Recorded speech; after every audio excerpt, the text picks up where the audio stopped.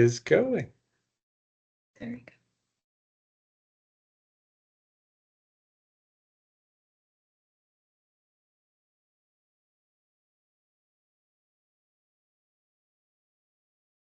All right, everybody. Thank you for joining us today.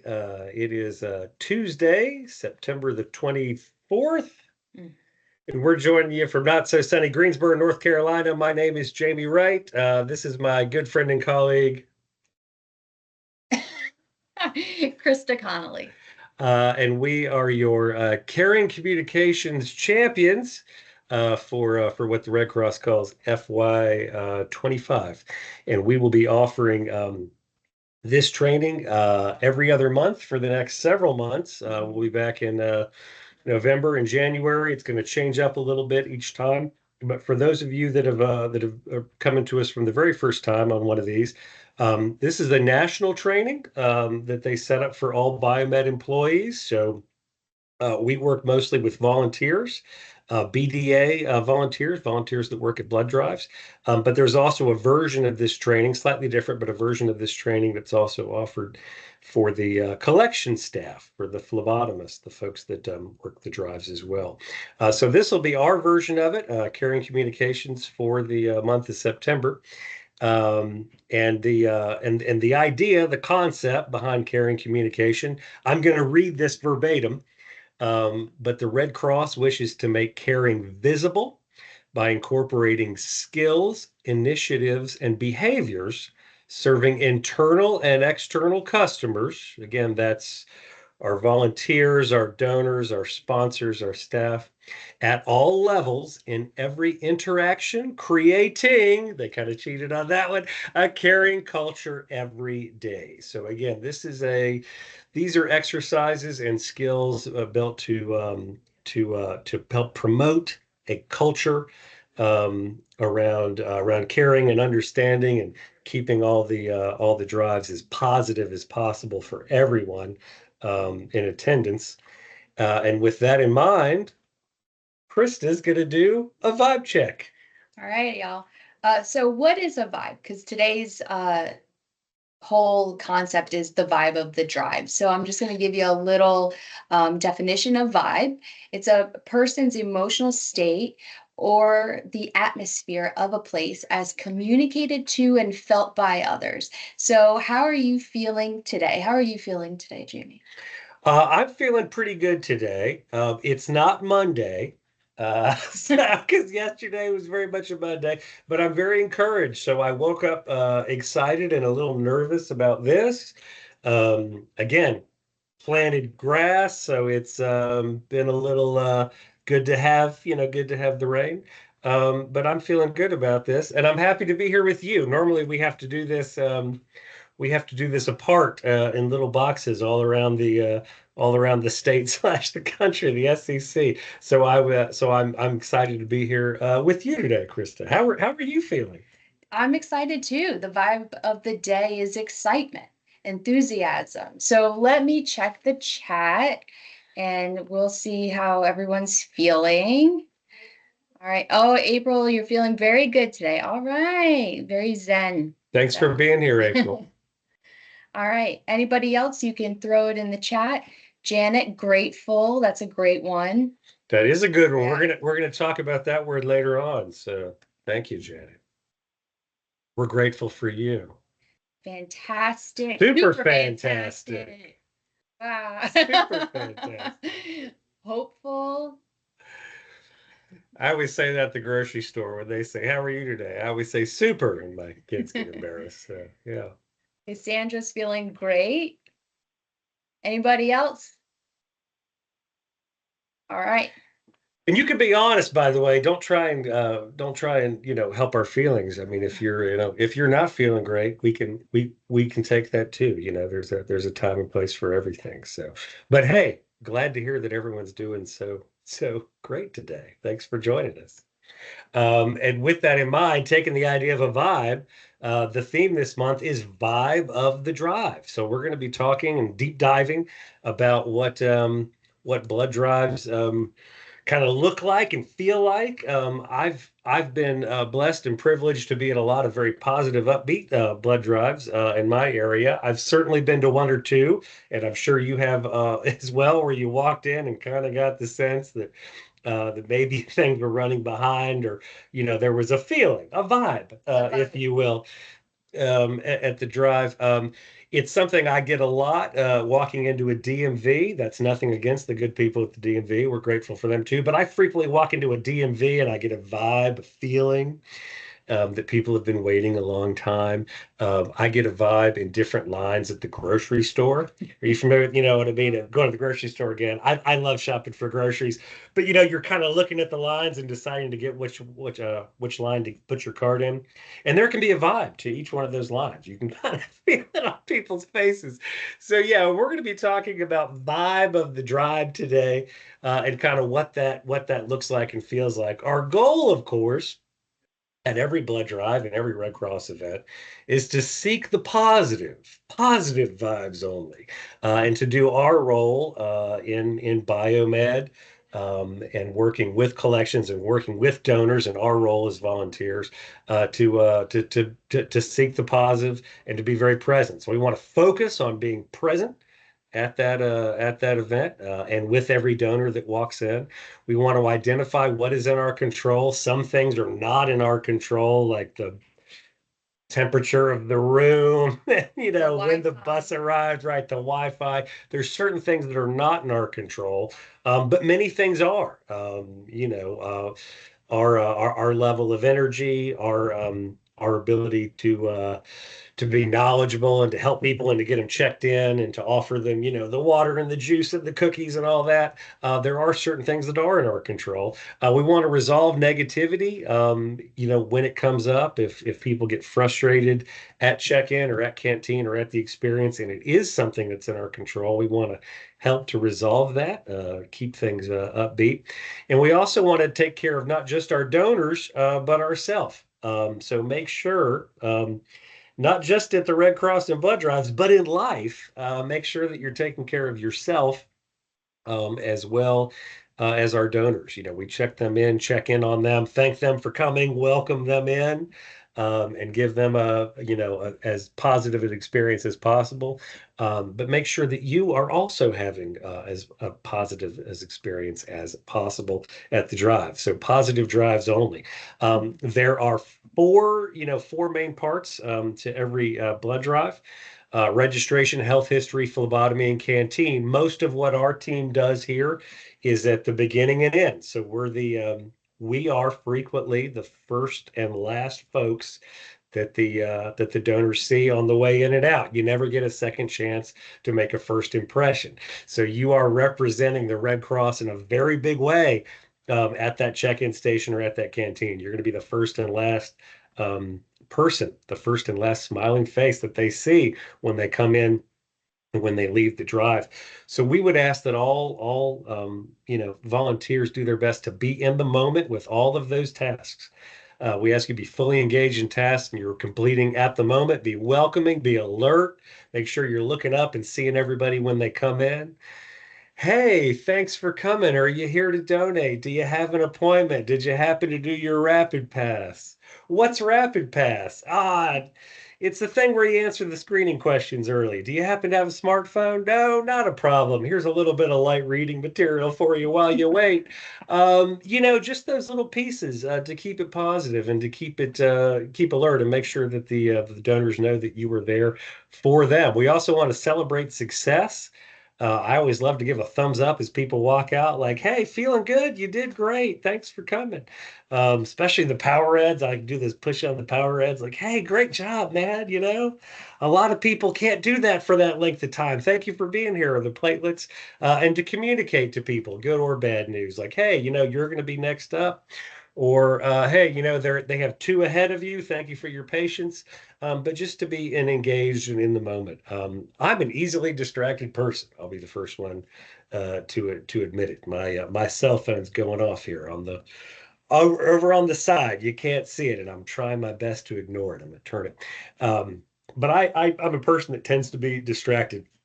I don't do well in sports bars. I can't eat and talk in sports bars. There's too many TVs, too many shining lights. But something that I'm working on and something that I try and practice whenever I'm at blood drives is being focused and is being present. Making sure that I can be, with those donors, even just for those 30 seconds, 60 seconds, being very present and invested with them. And again, at both the registration and the canteen. We tend to stay out of the phlebotomy part, step three, unless we're called in to assist. And health history, and this is not part of the training, but a good segue. There's a new volunteer position, which I just forgot what it's called. It's volunteer medical screener, right? VMS. So we're VDAs, blood donor ambassadors. VMS, a volunteer medical screener that's new, and you may see some of those on the calendar. And I think we have a few. I think I have two volunteers in my area who are going to be volunteer medical screeners for us this upcoming year. But we will start to have some volunteers helping out with the blood pressure. And the temperature checks and that sort of thing. Again, that's not our team. That's a separate volunteer position. But if you're interested in getting trained for that, reach out to your volunteer engagement rep. And I'm going to hand it back over to Krista. All right, so we're going to talk about seeking positivity and emotional control. This is all about regulating your emotions and trying to remain positive in the midst of, a negative experience. So we have two exercises that we're going to go over. These are two things to implement if you are experiencing negativity, specifically at a drive. So stop and rain, and we'll go through in detail which one is which. So before we do that, can in the chat, anybody provide an example when you have faced negativity as a BDA, but overcame it? And I have at least one if no one else does. I have at least one.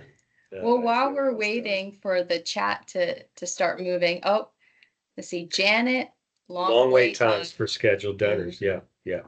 That's and that was my story. I'm going to tell it very briefly, but I was at a drive in Union County, North Carolina, and again, it was really a timing issue. No one was at fault, but everything was caught up, everything was going well. We had two walk-ins come in together, a couple who wanted to donate, were not on the schedule, and the scheduled individual was like, I think 15, 20 minutes late at that point. So we kind of collectively made a decision to, well, I don't want to make these people wait. They've been so sweet. So we took both of the two, and this was a smaller drive where they only had a couple beds, but we took the two walk-ins in. We kind of rolled the dice. Thanks for being here, and took the two walk-ins in, and immediately the the gentleman who was scheduled but running late kind of rushed in like, oh my gosh, I got in traffic, I barely made it, thanks for waiting on me. And then again, just due to timing, he had to wait, and he got pretty frustrated. Uh, and he got pretty frustrated with me. So anyway, we talked it through, and I was very open and honest with him and explained what happened.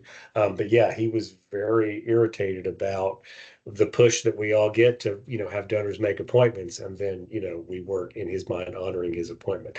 He was technically late, we weren't sure if he was coming. But I saw both sides of it, and we talked it through, and he was able to donate. The staff were able to get him in. He only waited a few more minutes, and went in. But yeah, long wait times for donors, just like the DMV, can be negative. And Lori even said not taking walk-ins. Yeah, yeah, that's true. In general, most drives we like to be welcoming to walk-ins. There are occasionally, like we said before, factors out of our control, where there's only so many kits, so many bags, so many equipment, so many beds. And even though we have some eager folks who see our signs and see our smiling faces and want to come by, sometimes the staff at the drive will tell us not to accept walk-ins, which is always a bummer, and I hate having that conversation too. But yeah, you're absolutely right. That is occasionally something we have to do. Always good to check in with the charge, the charge phlebotomist, charge nurse, at every drive to see if walk-ins are available. Even if they tell you no at the beginning, sometimes 2 hours in, you could ask again and be like, "Hey, just checking in. Are we still at no walk-ins?" Because sometimes situations change. We can get one in. Um, Carol Ward, walk-ins when the schedule is packed. So a big walk-in theme we're seeing. Yeah, yeah, and she said, and Carol also said, yeah, but the Red Cross says there's a national blood shortage, and you keep texting, calling, and email. I've had that exact same thing too. I had that last month during the shortage. I was at a drive. It was very well attended, had really good numbers, but they were unable to take walk-ins, and yeah, had to have that conversation as well. I find it's nice to be thankful. Thank you so much for coming in. Thank you so much for trying, but to also be honest about the situation. At this particular drive, they just don't, that they can't take any more today due to this circumstance.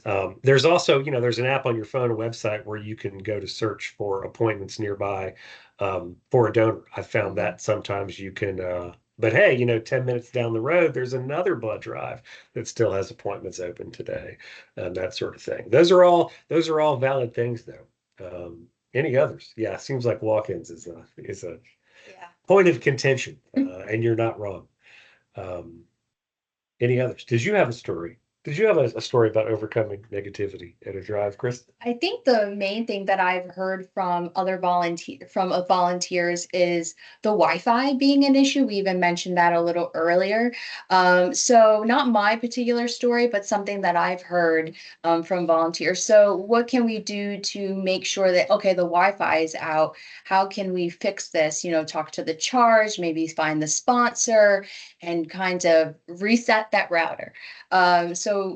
Or find an alternative way to work with work with donors so you can get them in and they're not waiting a long time for you to set up your laptop. So maybe getting a printout sheet of the schedule. Yeah, yeah, yeah, Yeah. yeah. I've had that happen where we had to go back to paper and pens and walkie-talkies, but Yeah. but sometimes you can make it work. So again, turning a potential negative into a positive.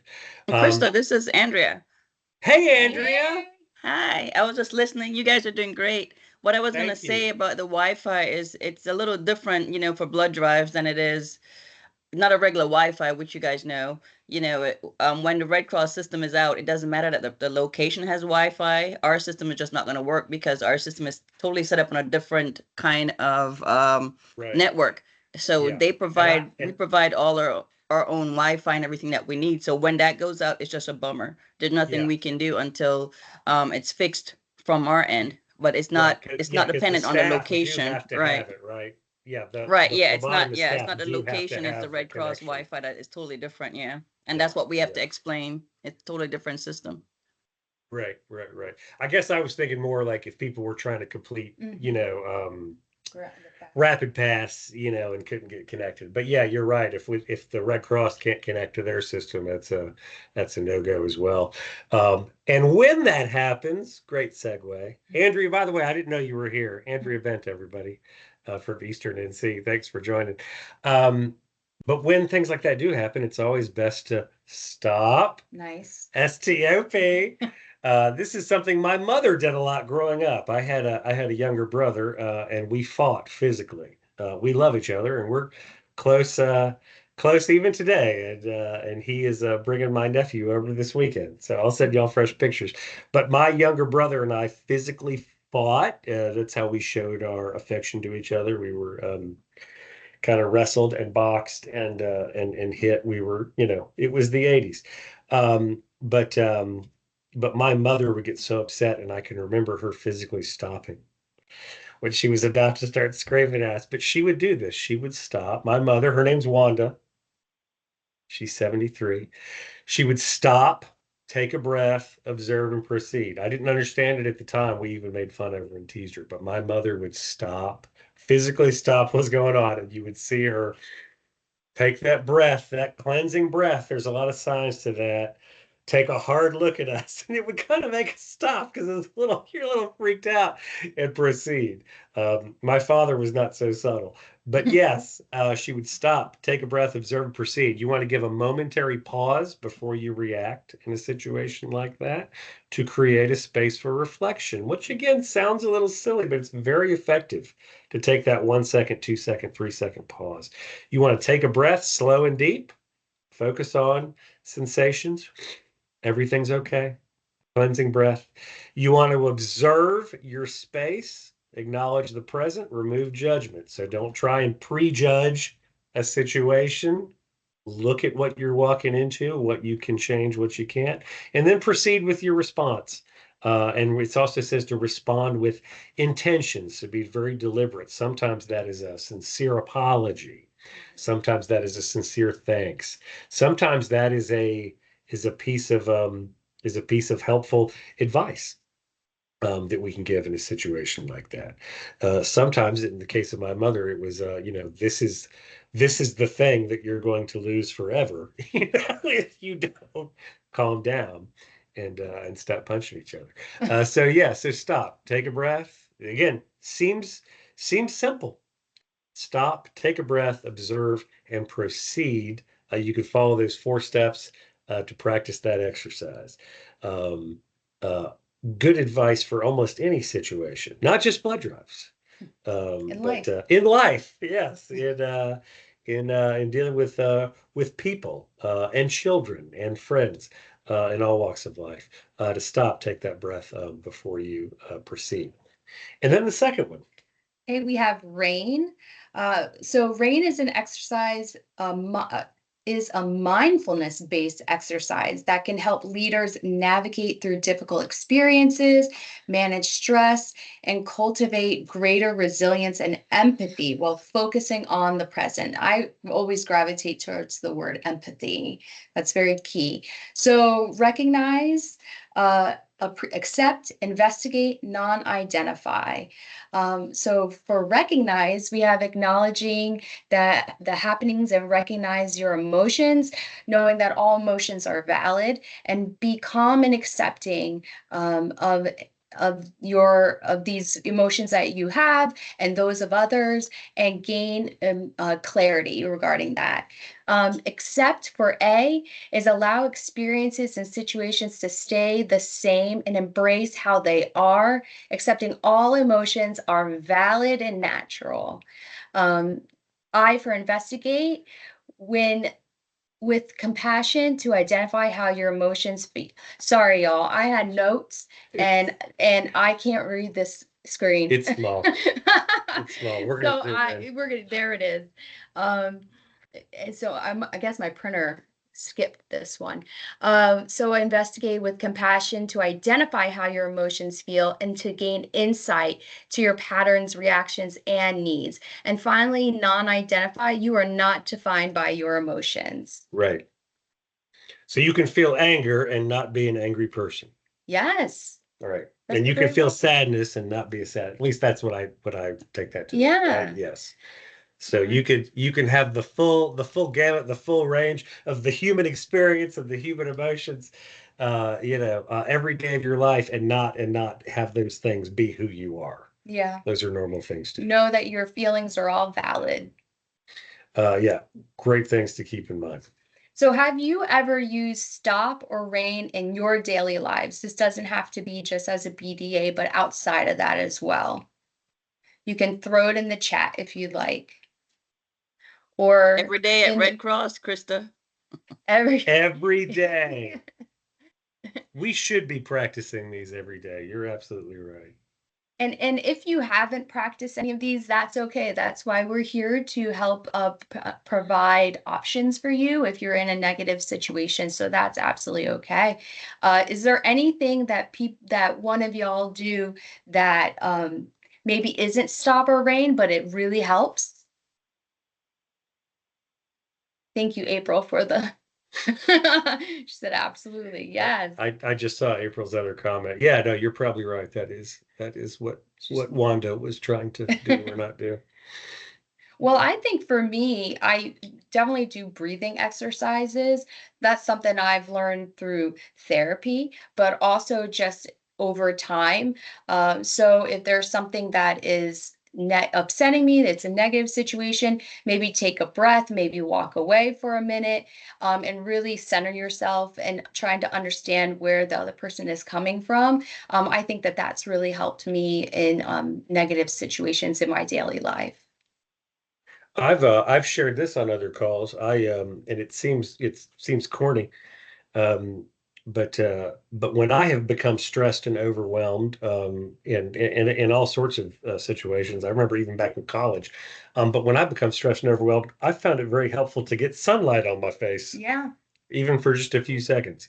I think there's a sign. Listening to jazz, yes, Terry Stewart. Um, I love jazz music, but yeah, I found it helpful to get sunlight on my face.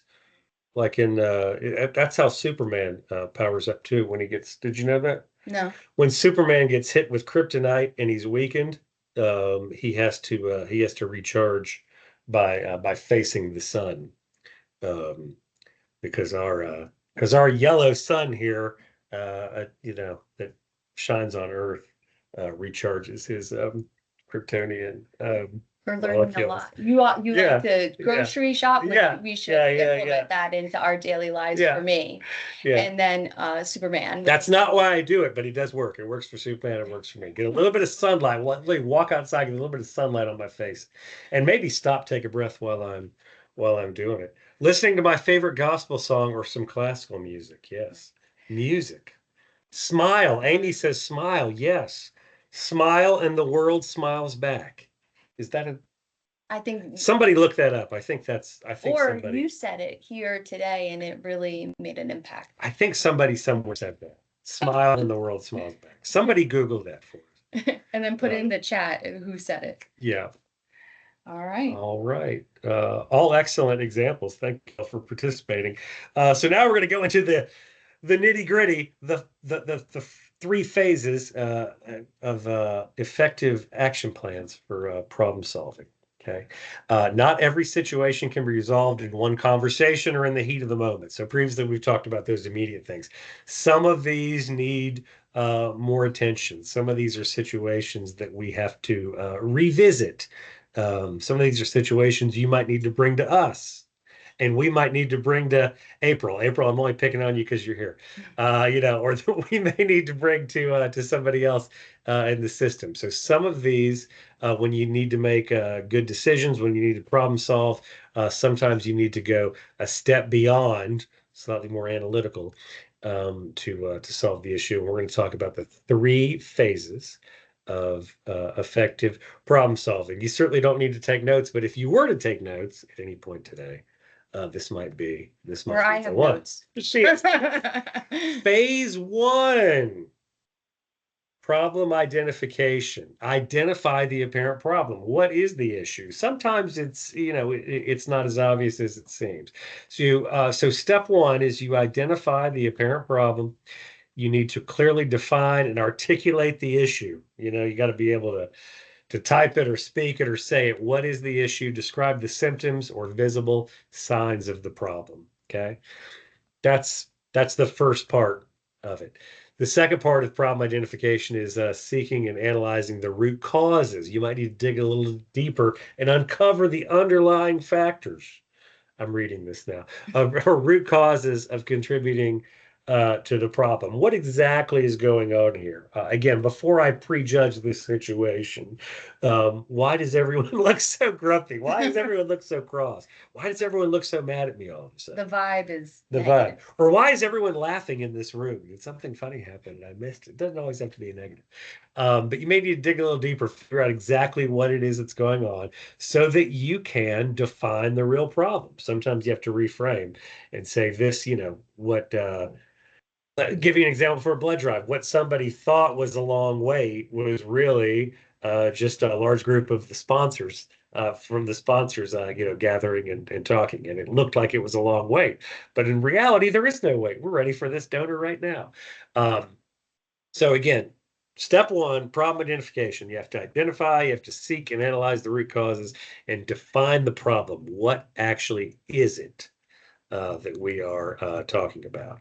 And then phase two, Kristen. Phase 2 is all about decision making. So ask yourself, what is the desired outcome? So you want to, number one, identify the alternative solutions, generate a range of possible solutions or approaches to address the defined problem. And then you want to evaluate the feasibility, potential impact, and risks associated with each solution. So number two is choose the best solution. Compare the outcomes of different solutions if more than one. Consider all aspects of each solution. And then select the solution that best aligns with the identified problem. This will equal success. Yes. So you got to go through all that. And again, this is not necessarily something that's done mentally in the moment. This is more of a day after that kind of situation. How can we solve this for next time? How can we gosh, I'm gonna wade into something we shouldn't, how can we get more small t-shirts, Yeah. right? How can we How get can more we? more 2XL t-shirts, right? I know that's a sensitive subject, but I'm right there with you. We're in a lot of blood drives where I have an unlimited number of mediums, and very few donors that want or need a medium. So, what can we do collectively to work that out for next time? Phase 3, it's the last phase, planning and organizing. So connecting with your local volunteer engagement rep, or even providing effective feedback with the survey. Don't ever forget to fill out the survey. Will provide the resources to make change and prevent future negativity at a drive or during other volunteer duties. So, one, we want to plan a course of action, develop a plan, define the specifics, responsibility, who's going to be affected, and then anticipate and address potential obstacles or challenges that may arise. Then we'll move into number 2, which is implement the plan. Collaborate with your local volunteer supervisor to find out what you can do, and then follow up as needed. Ask yourself, am I doing my part? Because there are, and that's an excellent point too. There are things that we can do and things we can't do. A lot of the work at the Red Cross is regulated, by the Red Cross, the FDA, and everyone else. A lot of what we do is regulated, so there's things that we maybe want to do and can't. But there are frequently opportunities. I had one today. I don't think he's on the call, but I'll name drop Tom from Guilford County, who's one of our best and brightest and most loyal volunteers. He also sponsors a drive, and he contacted me early this morning with some not really concerns, but they have a drive coming up this weekend. This location, it's a big one. It's like a 90 to 100 donor drive, and he had some very constructive ideas for how to, like, here are some issues from a previous drive, that we've run into here. Here's some things that we can do in the days ahead. You know, both Tom and myself and the other volunteers that are coming, here's some things that we can put into place as a team to make sure it runs even smoother this time. And again, Tom's like a boots on the ground kind of guy. He helps sponsor the drive. He does the check-in, he does the canteen, he does all the parts. And he's been doing this for a while. So he has some real insight, that maybe I wouldn't have or Krista wouldn't have. We've been to plenty of drives. I'm like, but I've never been to that drive. So he had some real specific insight about that particular location. And we've been texting back and forth this morning, and I think we're forming a plan. We haven't finished it, but we are at the phase 3. And he brought it to my attention, and we're putting some things in place in real time today and for the rest of the week, to make sure that Saturday is a success. So so there's a real time example of that in action. Again, want to reiterate, there's certain things we can't do. Certain things I wish I could do that we can't do, but there's many things, and I've had a lot of great suggestions from BDAs, particularly at my fixed sites. I've worked with a lot of fixed sites in North Carolina, and South Carolina in the past, and we've had a lot of folks that are regulars there, volunteers, very dedicated, adopt a shift volunteers that have made excellent suggestions. that we've been able to put into place. Someone who works at volunteers every Tuesday from 4 to 8 definitely provides great insight. Right, exactly, because they know what the culture of that location is like, and what the traffic is like, that time of day at that location. So yeah, we always welcome stuff like that. So we're going to move into self-care. What is your self-care? So self-care is a process of establishing behaviors that promote health and well-being. So help you manage stress, increase energy, and lower your risk of illness. And people practice self-care in many ways, staying hydrated, eating well, exercising, getting enough sleep, journaling, which we'll talk about soon, practicing gratitude and and compassion, listening to music. These are things that a lot of you have already mentioned. So if you want to put in the chat how you have what is your self-care, that would be great. Someone already beat us to it. Swimming, walking, dogs. Yeah. Walking dogs. I have a dog, and I've had a dog he's a pandemic pup, so he'll be turning 4 Nice. very soon. And I love my dog Alpine, but my doctor, I go in every year ish for the annual checkup, and my doctor has told me that my blood pressure has been steadily dropping over the last 4 years. Oh, And he thinks it's because of the dog. And he said there's actually a lot of not just because you have to walk the dog, but because of the joy and companionship that dogs give you. He says a lot of dog owners live longer and are healthier people. So I wouldn't have thought of that, but yeah, dogs, excellent. So we have taking a walk in the park, cleaning, hiking. Okay, Caitlin, you can clean my apartment anytime. Yeah, cleaning's not one of mine. Yeah. We have plenty of exercise and finding funny social media content. The doom scrolling. Oh man. I'm here for the memes. And here we go. Here are the memes. Yeah. Melissa, I'm here reading, for the memes. sitting with my kitties. So great. Cat memes. We love all the emojis. Keep it going, guys. We love the interaction.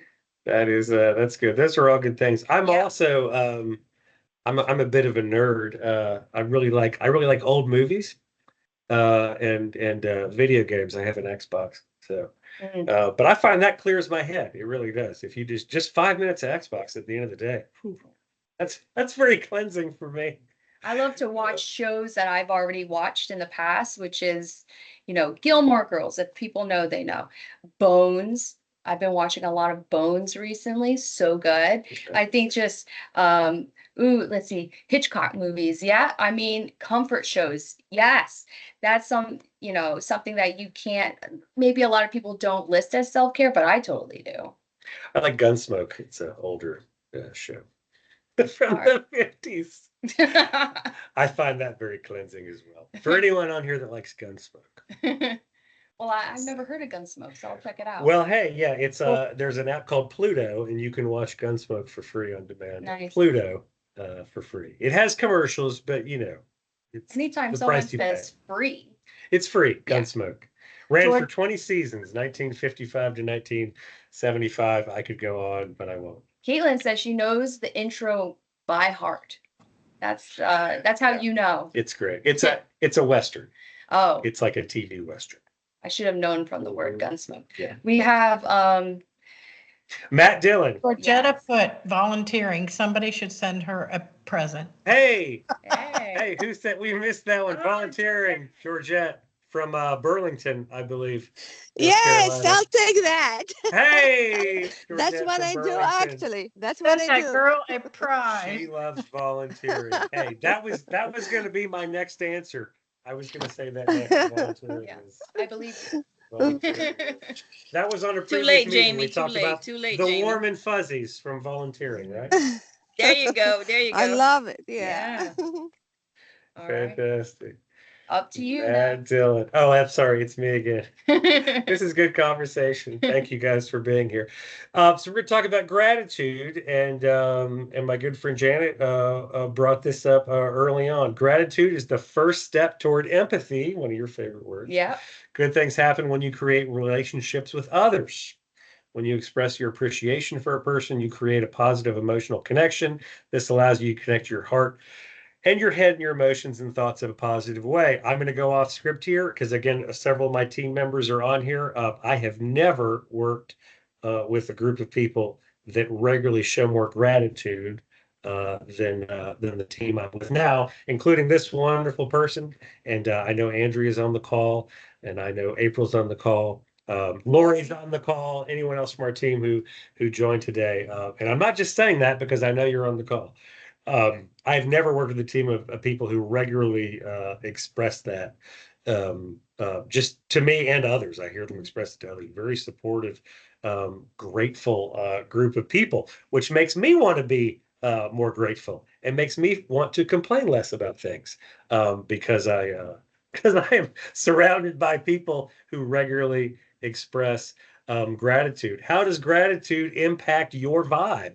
It reminds you to keep things simple, reminds you of how fortunate you are for the things you have, the people in your life, and the many things that make your life amazing. Helps put things in perspective, helps to keep you calm and don't sweat the small stuff. And this is important every day of your life. I'm going to go off script again, but maybe especially in an election year. As we get closer to November, and I don't mean that any particular way, but gosh, I feel like all the news surrounding the elections is so stressful and so permeating, and I forget every 4 years how much it permeates everything I look at and watch and everything else. So it is important always, but especially in election year, to keep those things in mind. How fortunate I am, and you are, and we are to be a part of this organization, and to have rain for the grass and that sort of thing. So important to express gratitude. There's nothing stronger than the heartbeat of a Red Cross volunteer. The use of compassion that drives you to make a difference in your community is seen through your work every day. Your vibe impacts the drive, the donors, the collections team. And that's true. Like we said before, we're usually the first face and the last face they're going to see. So nothing can put a cherry on top or kind of darken it, ruin it, than the vibe, of our team up there. So before arriving at Drive, take a moment to reflect on the work you do and the impact you make. This might be a big blood drive with lots of donors. It might be a small one. I did a small one a couple weeks ago. It was sort of disappointingly small. I think we only had half the number we thought we were going to get, but two of the people that came in were first-time donors, and we treated them like royalty. They had a great experience. It was during the shirt promotion, and they both said they were going to sign up again. So I considered that a win. I said we didn't have great donor numbers, but we might have met two new people that are going to be donors for life now. So And they all got medium t-shirts and they all got medium t-shirts. because that's all we have. True story. One wanted a small, one wanted a medium. And I said, would you both take mediums? 100% cotton, they'll shrink. So yeah, see what we did? We turned it around. They were both very happy with that. And then this is a slide, and we kind of debated on whether or not to touch on this. The Red Cross put in a plug here for the 30-day gratitude journal challenge. And when we were on this meeting, Chris and I were discussing it. I said, I actually did this once years ago at the recommendation of a friend. I have a friend from childhood who lives in Colorado. He's a business owner and a husband and a father, and he's a Buddhist. And he follows a Buddhist philosophy and is as a result, a very calm, reflective gentleman. He's not on this call. It's my friend Rob.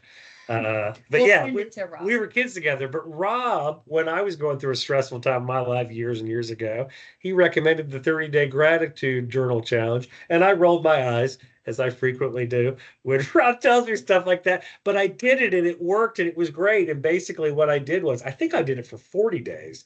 But I had this little notebook, and every morning when I woke up, and I'm a coffee drinker, it's like the very first thing you do is write a full sentence for that day of something that you were grateful for. You can't repeat. It has to be something every day. So you're like, I'm grateful for my kids, or I'm grateful for my house. But as it goes on, you start to deep dive with your life. Yeah. And really think about like I said, some of the little things that you're grateful for. So I did that gratitude journal years ago. I still have it. It's actually in my bathroom in a drawer. Why your bathroom? I don't know. I have a lot of drawers in the bathroom, and I don't use that many. I don't have a complex hygiene product list, So hairbrush, deodorant, toothpaste. I'm pretty simple. So I have some extra space. I think that's why it's there. I have some extra drawer space in there. But that's why it's in the bathroom. But I have a gratitude journal, and I've even looked at it. It's just a little tiny one of those itty bitty notebook things you get for like 50 cents at Walmart. It has an orange cover. And I did that gratitude journal. And it's really interesting to look back on and be like, oh yeah. Um, And then you could, if you journal already, just add at the bottom 3 things that you're grateful for. Yeah. Just implement that into your system. exactly. That's a great idea. I don't draw, I sketch, I doodle. But yeah, the gratitude journal.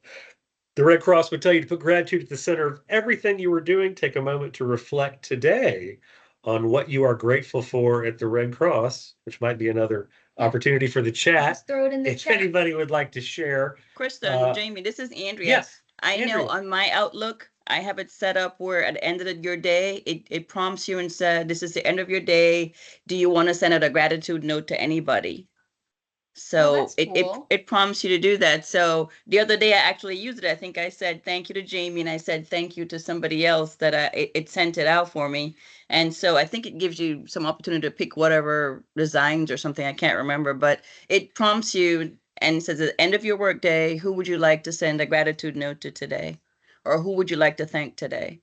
So Really cool. I think that's pretty cool. That's magic. And it's funny you say that because now that you've told me that, I have received nice little notes from my friend Andrea at the end of the workday before. And really great quotes. Yeah, I have received that. Thank you for doing that. I don't know if I've ever expressed gratitude back to you for that. There you go. Thank you for doing that. That's a really nice. You're welcome. I'm grateful for the opportunity to meet new people or connect with ones from previous shifts. Yes, I like seeing reoccurring volunteers or reoccurring staff members. Sometimes I'll have a good interaction with one of the phlebotomist staff, and then 6 months later I see them again, like in a different county, and oh hey, it's you. Or I donate sometimes to the people that stick me. So yeah, that is fun to connect back with the and depending on where you volunteer with us here in North Carolina, I mean in the SEC division in these cluster states, depending on where you are, you might see the same people over and over again. Yeah. I hadn't really thought of that, but that's an excellent. People go to Pinehurst Resort only to volunteer there or donate there, because they have their specific drive that they love so much. Yeah, exactly. All excellent points. All right, so we have a closing quote.